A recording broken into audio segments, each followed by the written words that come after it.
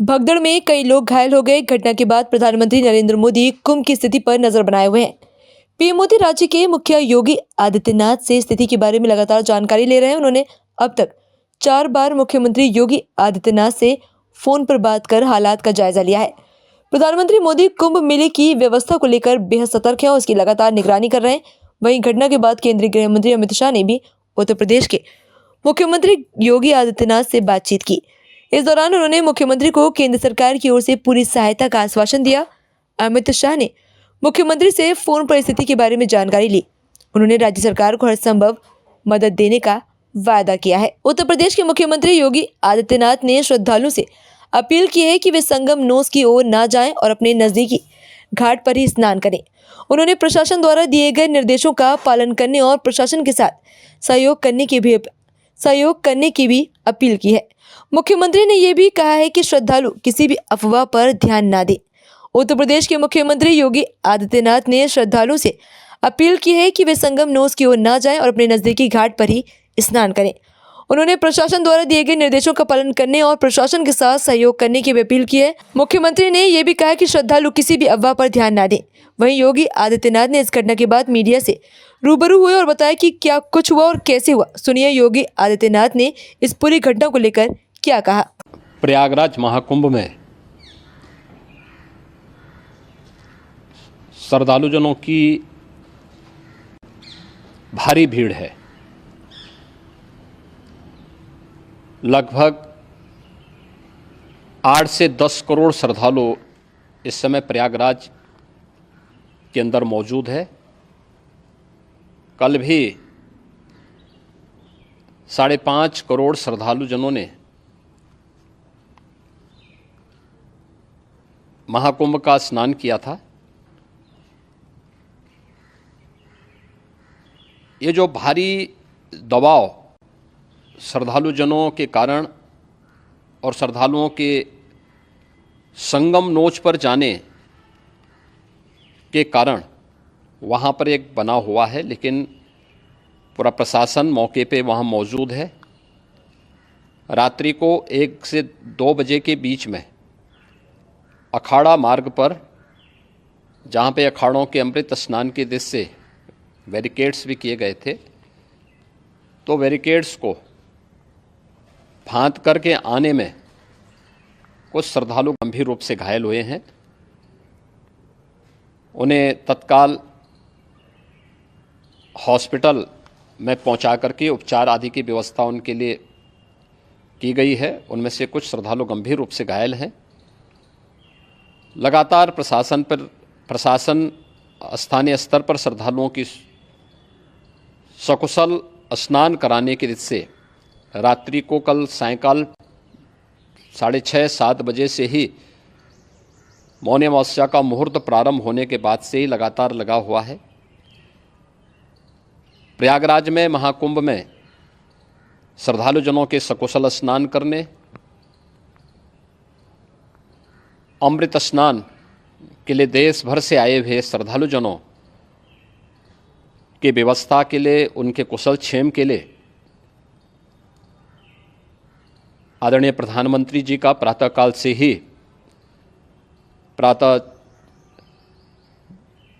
से ही उनके लगभग 4 बार प्रधानमंत्री जी ने हालचाल लिया है। माननीय गृह मंत्री जी ने, माननीय राष्ट्रीय अध्यक्ष भारतीय जनता पार्टी श्री JP नड्डा जी ने, माननीय गृह मंत्री श्री अमित शाह जी ने भी, और प्रदेश की माननीय राज्यपाल श्रीमती आनंदीबेन पटेल जी ने भी लगातार जानकारी लेकर के सभी के कुशल क्षेम और सकुशल स्नान कराने के बारे में निरंतर रिपोर्ट ले रहे हैं। हम लोगों की प्रातःकाल से ही श्रद्धालुजन जो भी आए हैं वे स्नान कर सकें, इसके लिए यहाँ पे उच्च स्तरीय बैठक भी चल रही है, जिसमें मुख्य सचिव भी हैं, DGP हैं, प्रमुख सचिव गृह हैं, मुख्यमंत्री कार्यालय के अपर मुख्य सचिव के साथ ADG लॉ एंड ऑर्डर के साथ साथ अन्य वरिष्ठ अधिकारीगण मौजूद हैं।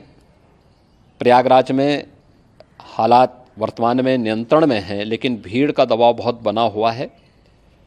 अखाड़ा परिषद से जुड़े हुए पदाधिकारियों के साथ मैंने स्वयं भी बातचीत की है।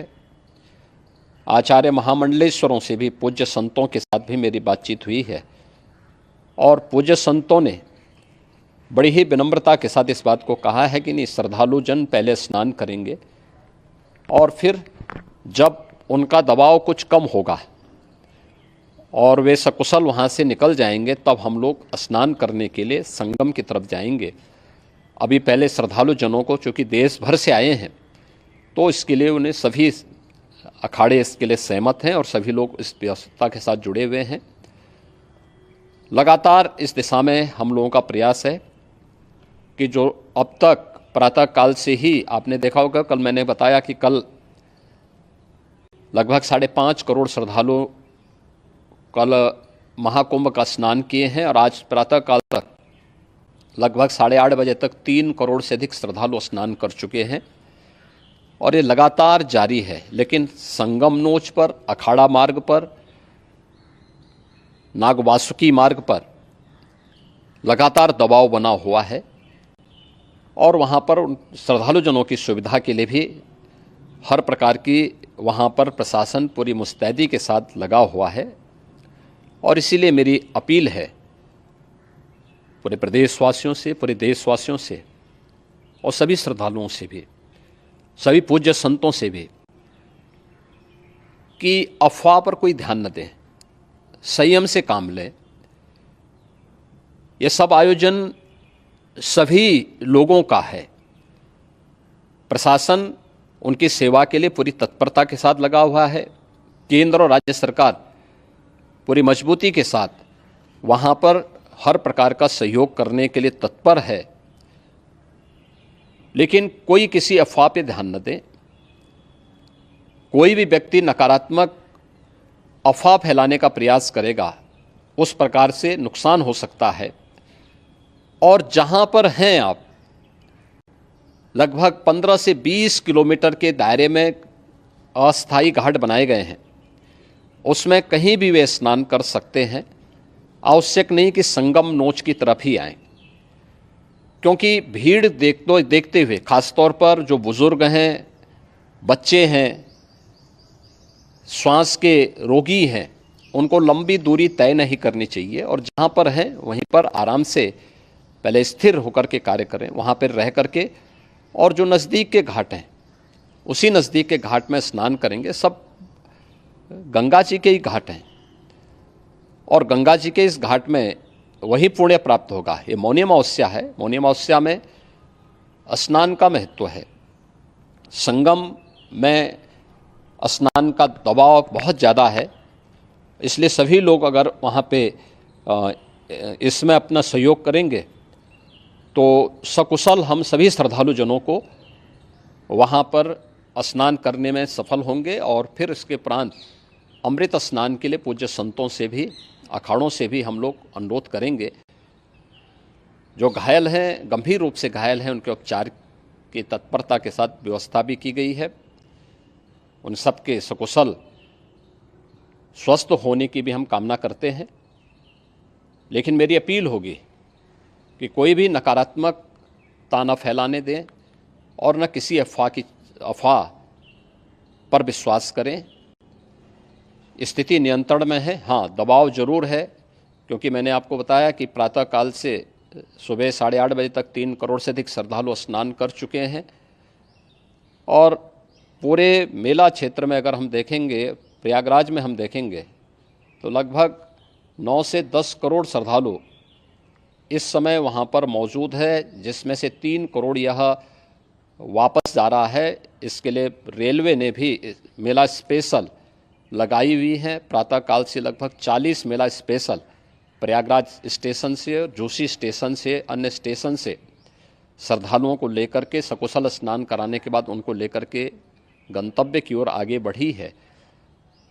और लगातार ये प्रक्रिया वहाँ पर आगे बढ़ाई जा रही है। होर्डिंग एरिया भी बनाए गए हैं।